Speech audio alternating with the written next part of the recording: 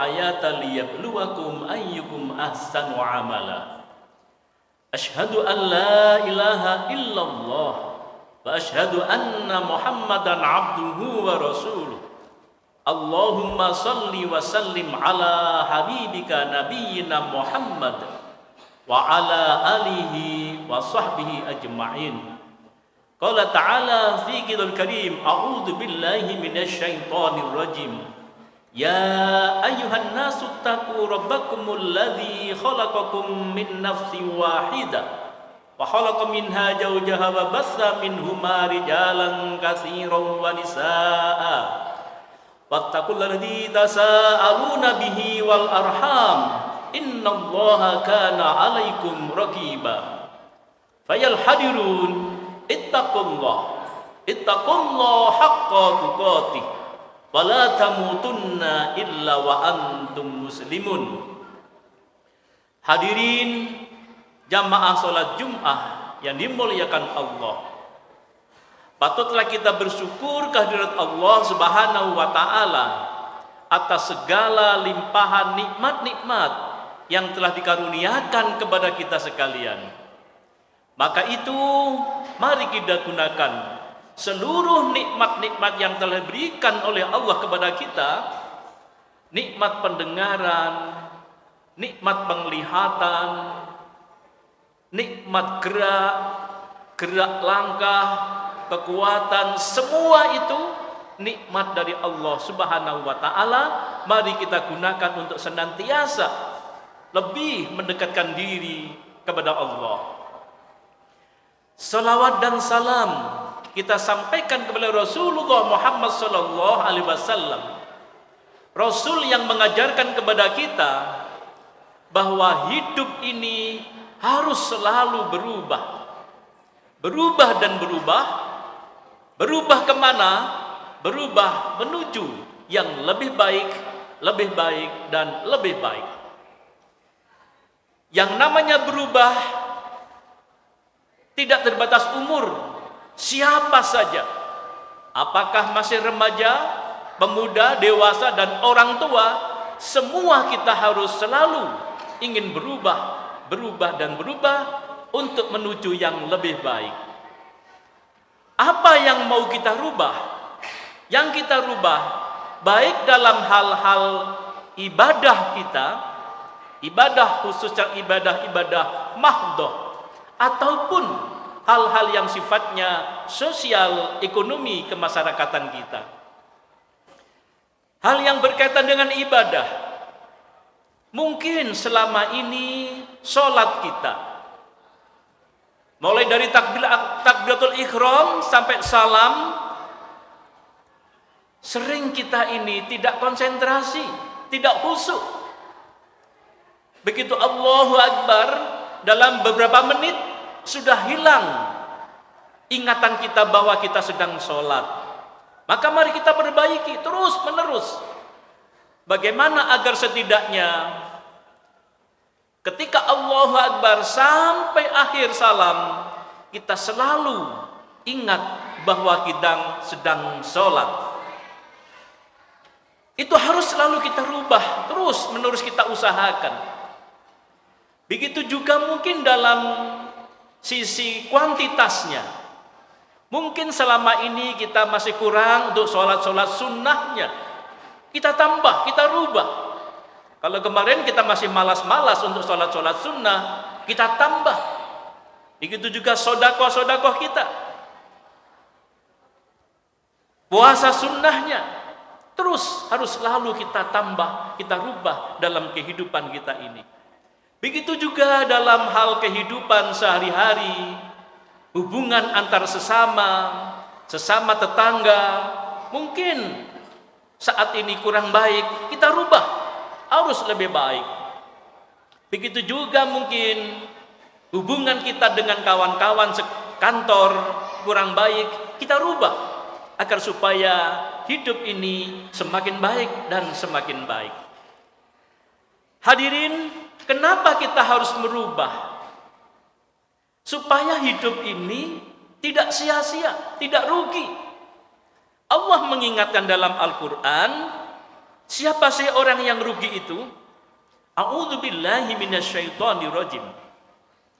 Qul hal nunabbi'ukum bil ahsarina a'mala alladzina dhalla sa'yuhum fil hayatid dunya wa hum yahsabuna annahum yuhsinuna sun'a.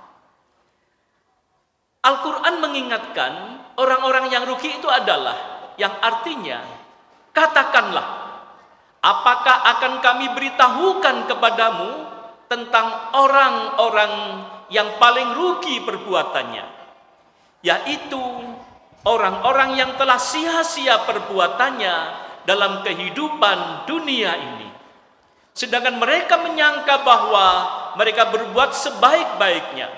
Surat Al-Kahfi ayat 103, 104. Jadi hadirin, orang yang rugi itu dalam Al-Quran disebutkan orang yang seolah-olah sibuk, banyak melakukan kegiatan-kegiatan, tetapi kegiatannya itu tidak bernilai. Banyak waktu yang terbuang-buang, dan banyak perbuatan-perbuatan yang tidak punya makna untuk meningkatkan ibadahnya. Sementara dia merasa bahwa perbuatan itu perbuatan yang baik. Jadi hadirin, supaya kita tidak rugi, maka mari kita punya keinginan agar hidup ini harus berubah. Maka itu setiap kita, apakah muda, dewasa, ataupun sudah tua, harus yang punya namanya azam. Apa itu azam? Azam itu adalah niat, kebulatan tekad. Masing-masing kita punya kebulatan tekad, harus berubah. Dalam diri kita ini harus bertekad. Apa yang mau dirubah? Apakah masalah-masalah sosial, ekonomi, atau masalah ibadah kita yang selama ini kurang baik? Jadi harus punya cita-cita hidup ini. Itulah yang diajarkan oleh Rasulullah Muhammad SAW. Silahkan kita mantapkan kebulatan tekad kita, azam kita, punya niat mau berubah, punya cita-cita yang setinggi-tingginya. Asalkan cita-cita itu semua karena Allah Subhanahu wa ta'ala. Mungkin kita pengen satu ketika punya jabatan, nggak apa-apa, daripada dikuasai oleh orang lain. Harus bertambah misalnya dari sisi ekonomi, nggak apa-apa, supaya ibadah kita semakin baik. Artinya setiap kita harus punya azam, yaitu cita-cita, keinginan yang bulat untuk mau berubah. Hadirin, suatu ketika Rasulullah Muhammad SAW berdoa kepada Allah, mohon kepada Allah, yang permohonannya ini hampir-hampir tidak masuk akal, apalagi bagi orang-orang yang tidak beriman. Apa doa Rasulullah? Permohonan Rasulullah kepada Allah. Rasul memohon kepada Allah agar supaya kerajaan Persia dan kerajaan Romawi itu menjadi penganut Rasulullah Muhammad SAW. Hadirin, pada abad 6 Masehi, dunia ini dikuasai oleh dua kerajaan besar, dua imperium besar, yaitu Romawi dan Persia.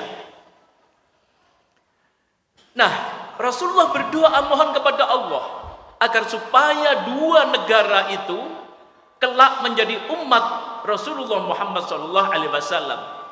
Ini tidak masuk akal. Karena Rasul tidak mempunyai angkatan perang, bukan raja, tetapi doanya sedemikian rupa. Artinya apa? Rasulullah bercita-cita yang sangat tinggi. Nah, inilah kemudian Allah menjawab dengan ayat A'udzubillahi minasyaitonirrajim. Qulillahumma malikal mulki tu'til mulka man tasha wa tanzi'ul mulka mimman tasha wa tu'izzu man tasya'u wa tudhillu man tasya'u biyadikal khair innaka ala kulli syai'in qadir. Katakanlah Muhammad, wahai Tuhan pemilik kekuasaan, Engkau berikan kekuasaan kepada siapapun yang Engkau kehendaki, dan Engkau cabut kekuasaan dari siapapun yang Engkau kehendaki, dan Engkau hinakan siapapun yang Engkau kehendaki. Di tangan Engkaulah segala kebajikan.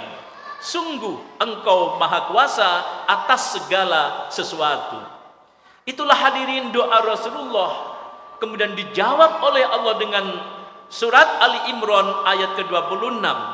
Cita-cita yang sangat tinggi sekali itu. Inilah kemudian oleh para sahabat, oleh para ulama, bahwa kita dianjurkan untuk punya cita-cita, keinginan setinggi-tingginya. Agar apa? Agar hidup ini tidak rugi dan agar hidup ini punya arah tujuan yang jelas.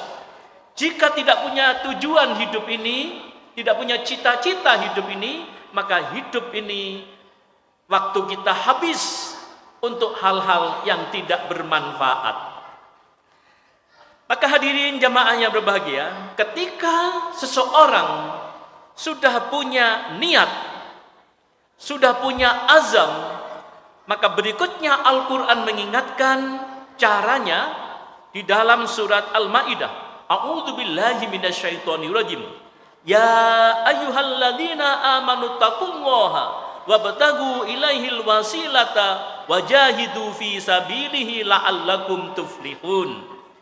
Wahai orang-orang yang beriman, bertakwalah kepada Allah dan carilah wasilah atau jalan untuk mendekatkan diri kepadanya, dan berjihadlah, berjuanglah di jalannya agar kamu beruntung. Jadi hadirin, yang pertama, setelah kita punya cita-cita atau azam, maka azam itu harus dilakukan dengan sungguh-sungguh. Tidak bisa hanya keinginan saja, tapi harus dilakukan dengan sungguh-sungguh yang melibatkan fisik kita. Harus bergerak. Anak-anakku sekalian pengen pandai, ya harus belajar. Senang membaca. Kita semua pengen kaya, ya harus bekerja. Fisik kita harus semaksimal mungkin kita gunakan. Jadi azam bisa diperoleh dengan cara yang pertama, yaitu dengan usaha yang sungguh-sungguh melibatkan fisik kita. Cukup? Belum cukup. Azam bisa terlaksana dibarengi juga yang kedua, yaitu dengan yang disebut dengan ijtihad. Yang pertama jihad, yang kedua ijtihad. Apa itu ijtihad? Ijtihad adalah usaha yang sungguh-sungguh dengan menggunakan akal pikiran kita.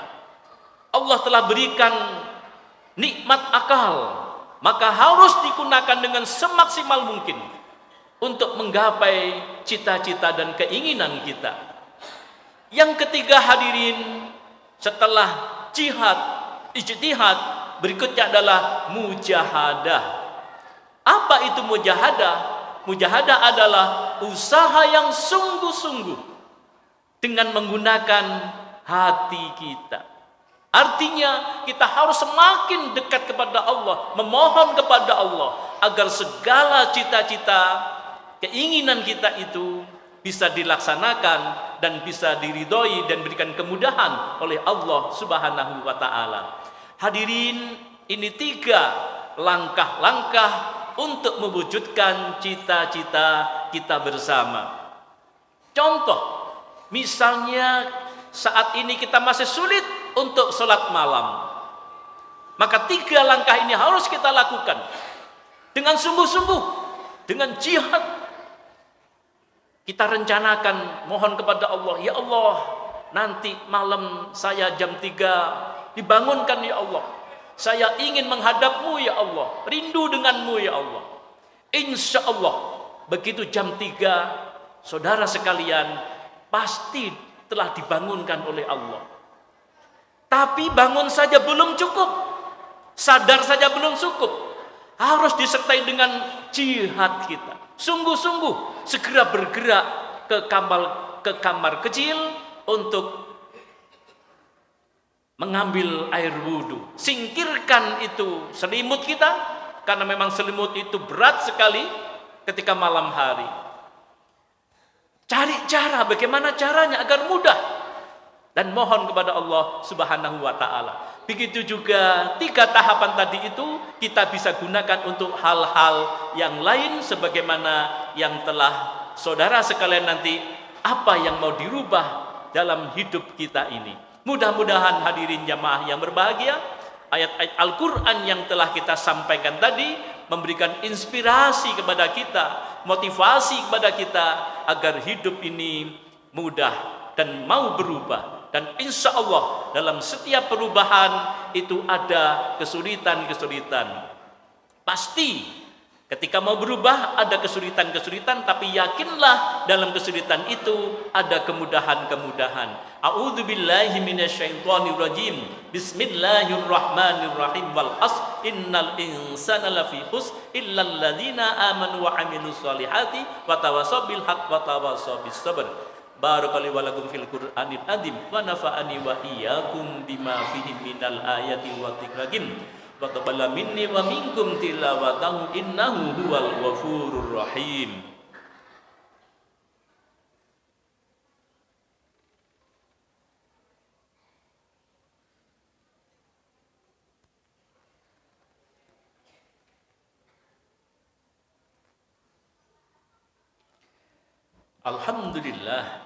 Alhamdulillahi rabbil alamin wa bihi nasta'inu ala umuri dunya waddin.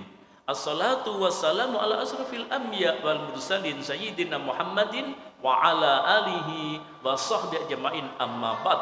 Fa'il hadirun ittaqullah haqqa tuqatih wa la tamutunna illa wa antum muslimun. Innallaha wa malaikatahu yusholluna nabi ya ayyuhalladzina amanu sallu alaihi wasallimu taslima. Allahumma salli ala Muhammad wa ala ali Muhammad kama shallaita ala Ibrahim wa ala ali Ibrahim wa barik ala Muhammad wa ala ali Muhammad kama barakta ala Ibrahim wa ala ali Ibrahim fil alamin innaka Hamidum Majid. Allahumma ighfir lil muslimin wal muslimat wal mu'minin wal mu'minat al ahya'i minhum wal amwat. Allahumma arinal haqqa haqqa warzuqna ittiba'a wa arinal batila batila warzuqna tinaba bi rahmatika ya arhamar rahimin. Rabbi habli minas salihin, Rabbi habli minas salihin, Rabbi habli minas salihin. Rabbana hablana min azwajina wa dhurriyyatina qurrata a'yun waj'alna lil muttaqina imama. Rabbana atina fid dunya hasanah wa fil akhirati hasanah wa qina adzabannar. Subhana rabbika rabbil izzati amma yasifun wa salamun alal mursalin walhamdulillahi rabbil alamin wa la dzikrullahi akbar.